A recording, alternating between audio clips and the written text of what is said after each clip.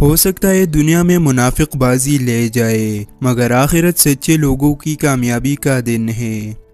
جب آپ رب سے محبت کرتے ہیں تو وہ آپ کے دلوں میں انہی لوگوں کو بسنے دیتا ہے جو آپ کی محبت کے اہل ہو۔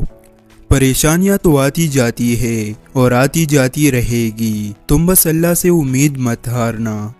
اگر آپ کا دل ایمان کے نور سے منور ہے تو یہ آپ کو سچ کی راہ لازمی دکھائے گا۔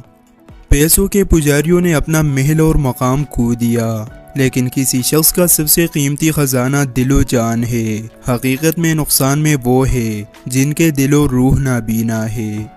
جس نے رب کے لیے جھکنا سیکھ لیا وہی علم والا ہے، کیونکہ علم کی پہچان عاجزی اور جہالت کی پہچان تکبر ہے۔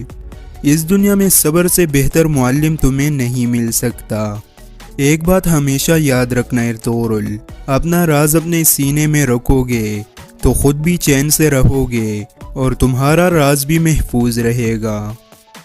کبھی نا امید مت ہونا، اللہ اپنے بندوں کو مصیبتوں سے آزماتا ہے، لیکن ہر مشکل کے ساتھ اس کا حل بھی ہے۔ اللہ عیبوں پر پردہ ڈالتا ہے اور اللہ پسند کرتا ہے ان لوگوں کو جو دوسرے کے عیبوں پر پردہ ڈالتا ہے۔